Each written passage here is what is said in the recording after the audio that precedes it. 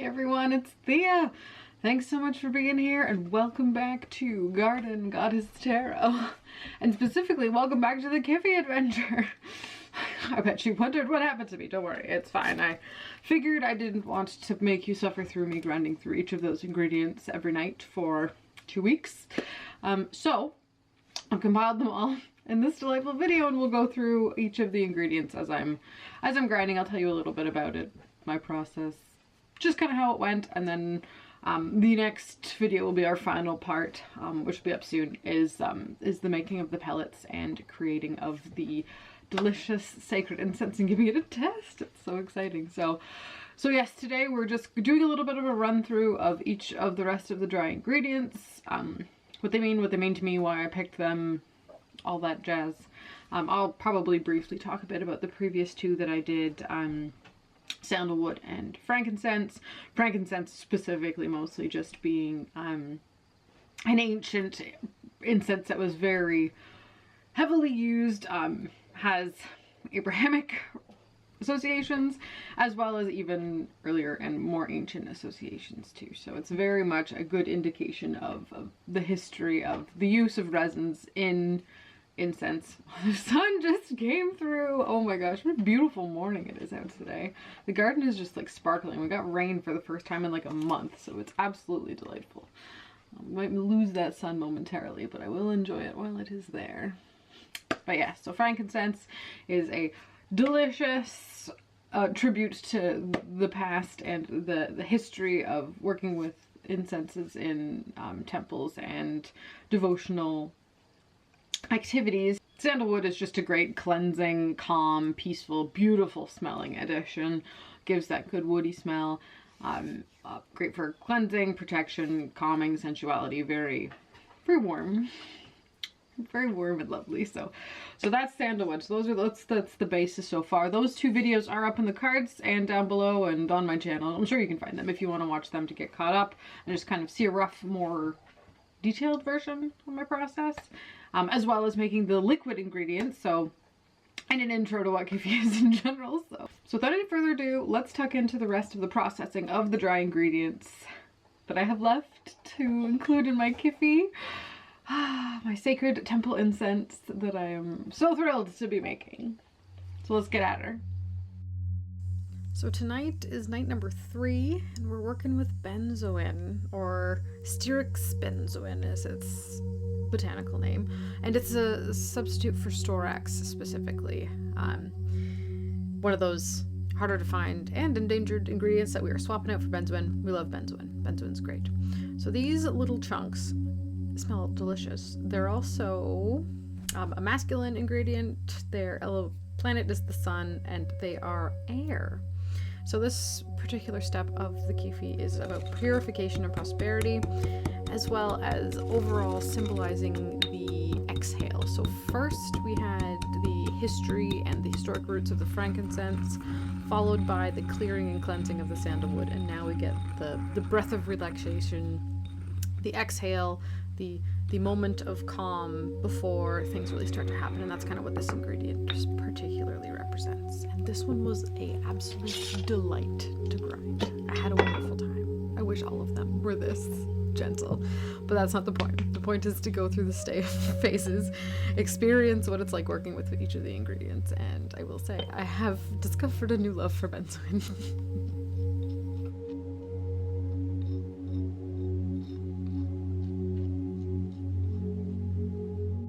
For those of you at home keeping track of ingredient amounts, you need about 1 part of this one versus our 3 parts of frankincense and 2 parts of sandalwood.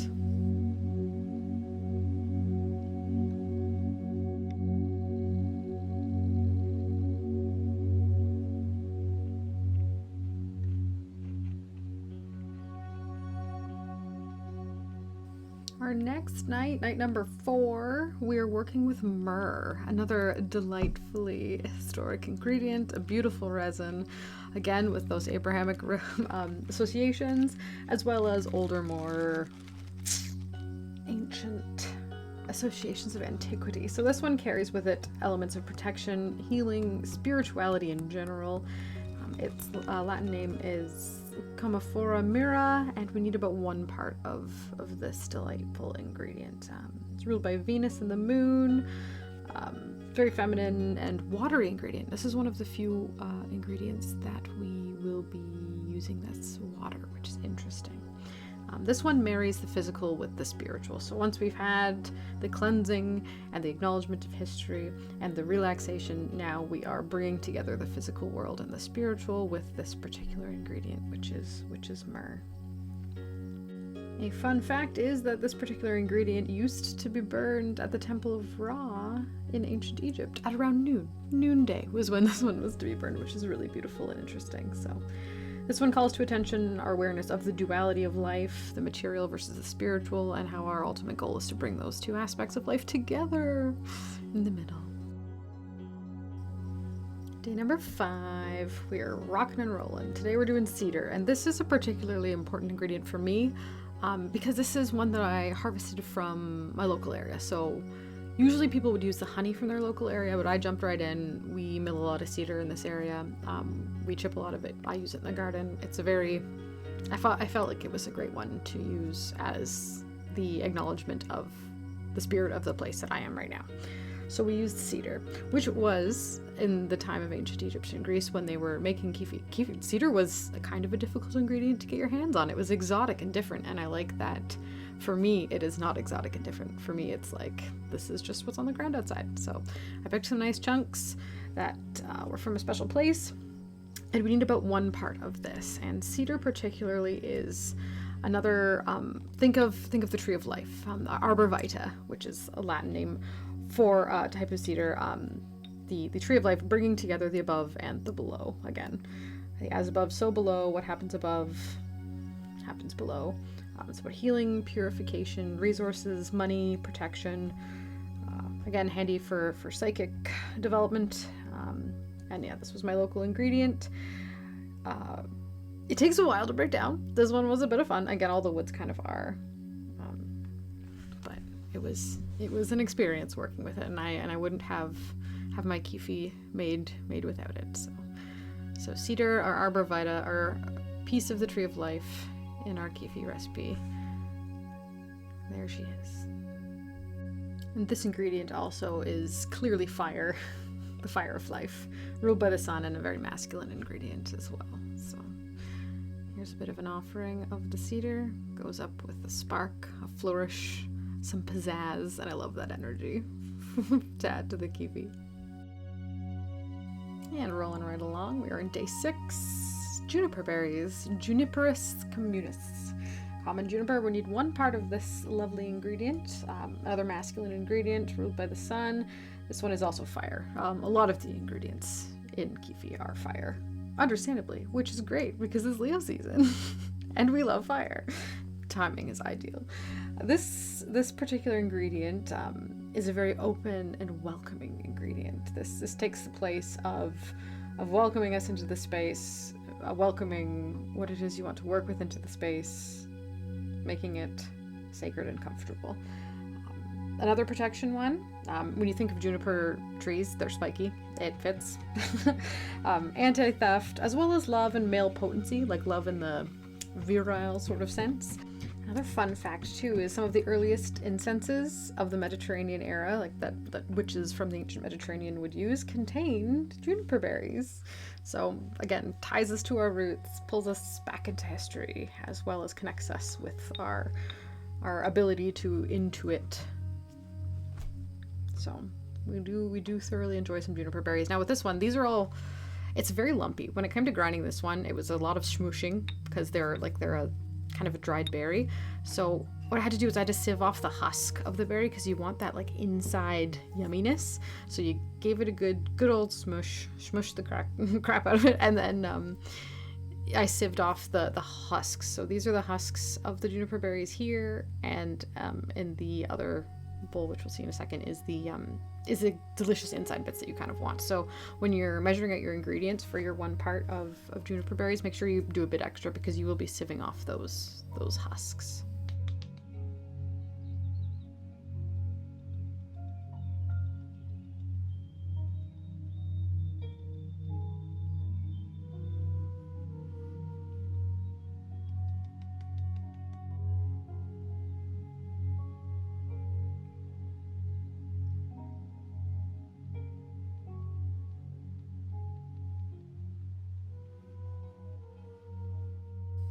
So there we have our layers. They're layering up nicely. Look at that. Like an onion.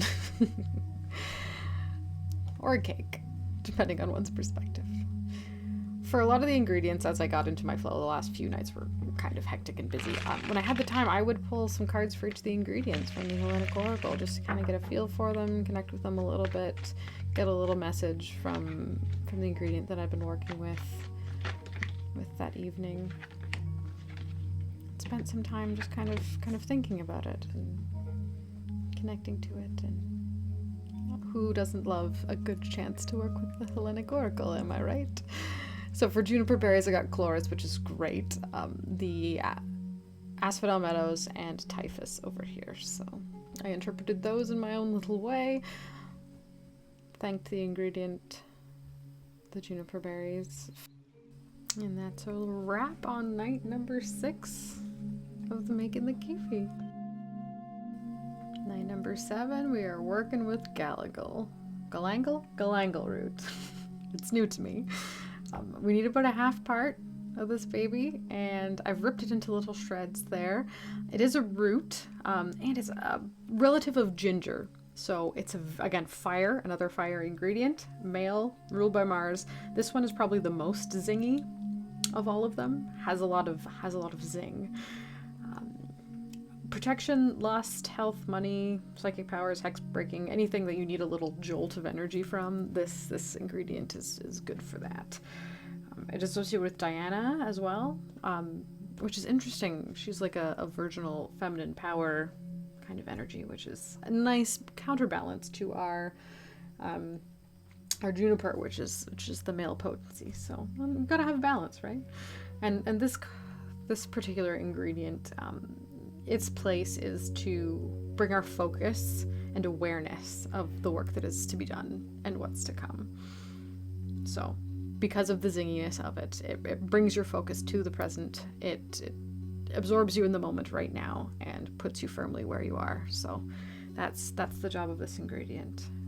And it was a tricky one to grind. And I will say that I did have to bust out my little spice grinder for a couple of them. This being one of them, just to make it extra smooth, because I don't want any lumps in my kifi. I want it smooth and delicious. So I did most of the grinding with the mortar and pestle, and then right that last bit, we used the grinder. So pulling some cards for it as well. Most of them from here on in get a few cards, which was nice. I particularly liked that practice. Pulling cards for the ingredients as I worked with them. And we got Nyx, Goddess of the Night, Hephaestus. I think of him as work and commitment, kind of an 8 of Pentacles kind of card. And Stemone, who's the goddess of memory and the mother of the muses, a great one. And she actually pops up a bit later too, which is nice. So I think that's very special.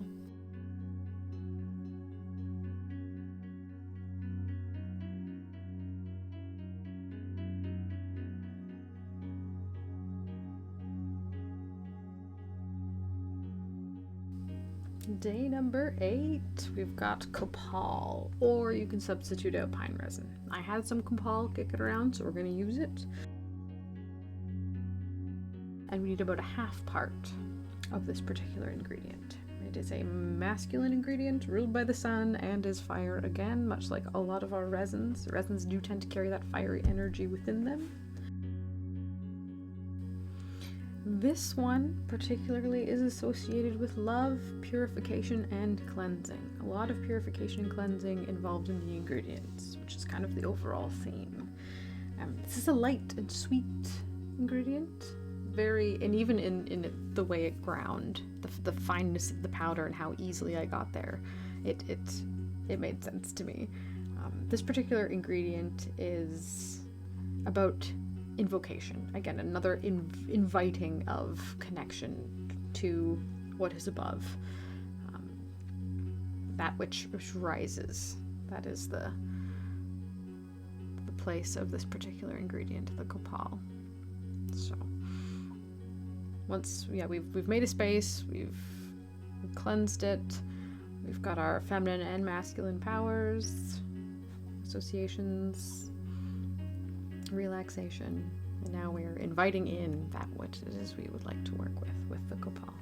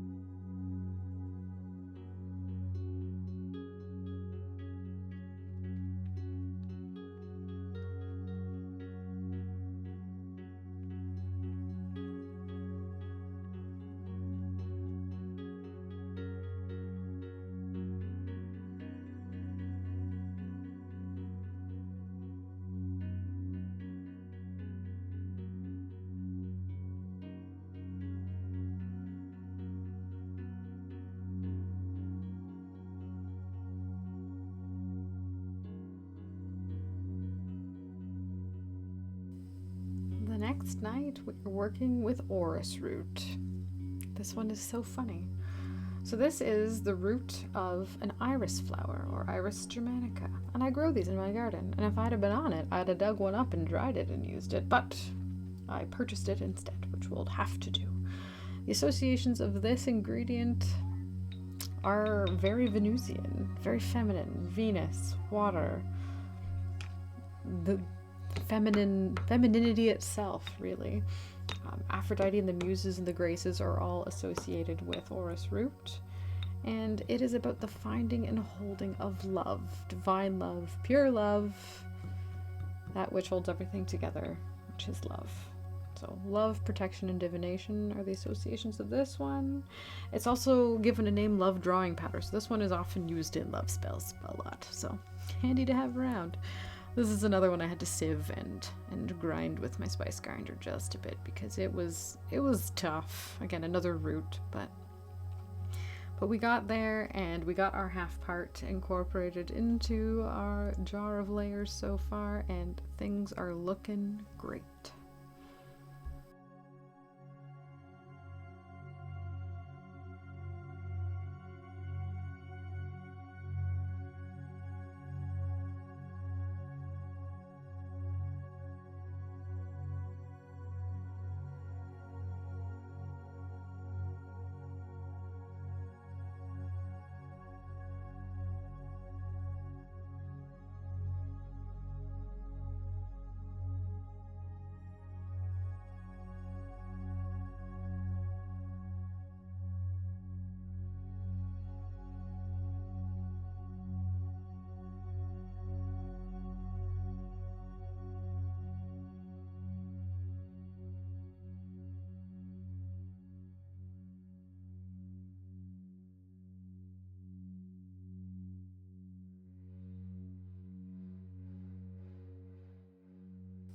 I'll also say I absolutely adore the 3 cards that were pulled for this ingredient. We have Hyperion, Eos, and Gaia.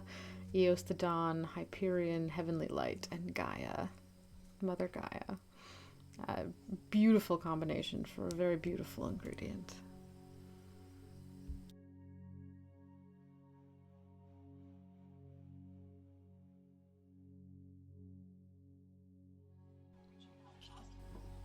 Day 10. We're on to cinnamon. No buts about it.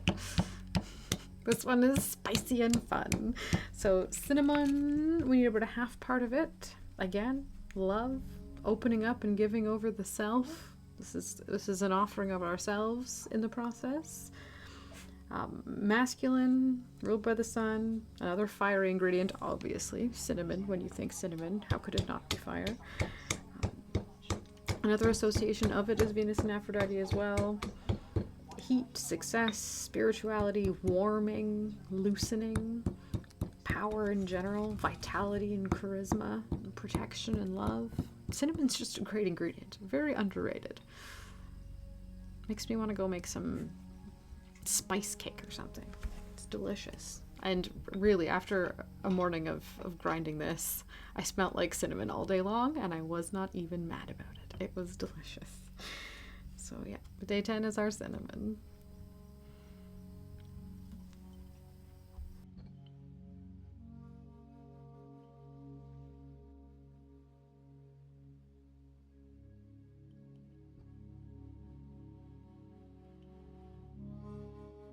And our second to last ingredient, day number 11 of our Kyphi adventure, is dragon's blood. Demohorops Draco. We need one part of this. It is masculine, it is ruled by Mars, and it is fire. Another fire. This is going to have such fiery energy once it's all blend together. This one is great for cleansing, purification, and protection as well. Get that Mars energy for protection, I like that. Love and potency, and this is another one that helps you acknowledge the passage of time. So it's a magnifier, it strengthens anything else that's in it. It's apparently to entice errant lovers to return, drives evil away, and it focuses on the ability to detract from that which is distracting. So it's great for concentration and focus. So it brings us into the now, helps you focus on time itself, kind of has like a Saturn-y energy about it in that case, which I like. But yes, very helpful in an incense you're going to use for a meditation, certainly. And it made everything, including my hands, red. My mortar and pestle, red, still red because of the dragon's blood. But yeah, you will not forget you've used dragon's blood. That's for darn sure.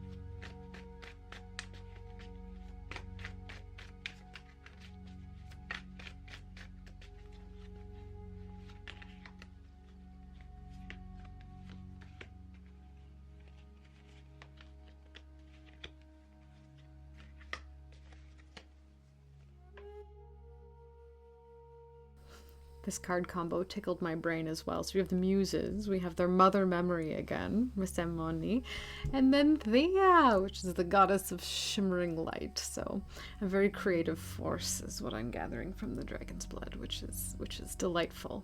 And it reminds me of, you know, when you're in creative flow and time just kind of slips through your fingers in a creative and productive kind of way. That's exactly what those cards kind of tell me about dragon's blood, which I think is so beautiful.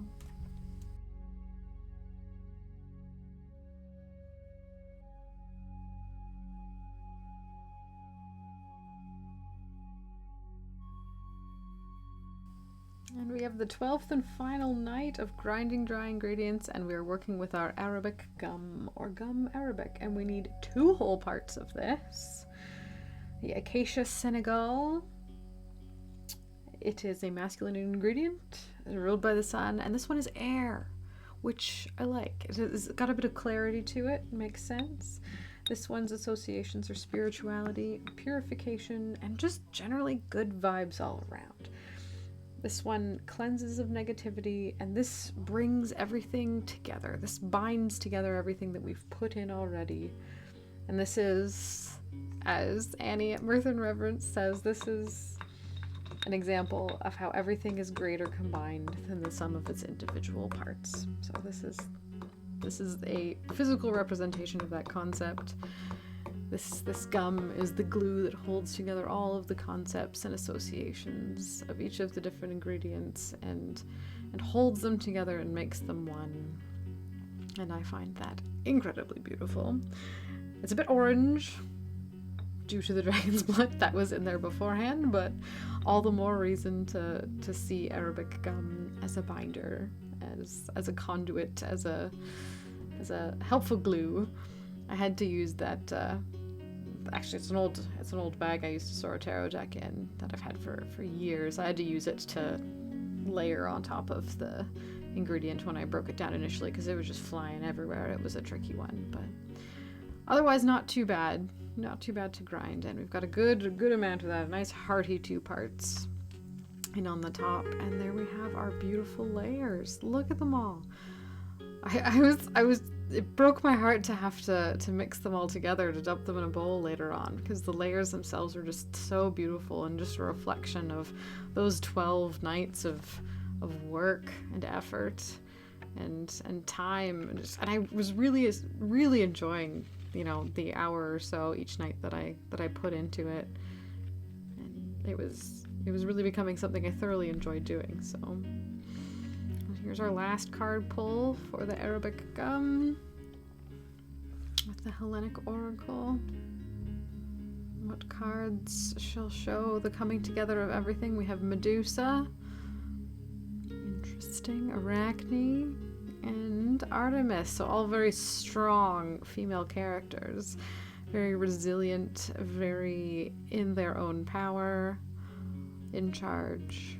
Potentially, some of them have had a bit of a rough time, but we will make it through. It's beautiful. So there we have it. That is the remainder of the dry ingredients. They're all in the little jar. They're layered up all nicely. The next step is to mix them all together, marry them all together, and then cook down the wet ingredients, mix it all up, roll it into pellets, let them dry, give it a test, and smell it. So excited. I absolutely can't wait. Also, I will mention an internet buddy of mine at Amethyst Ascension is also making kifi.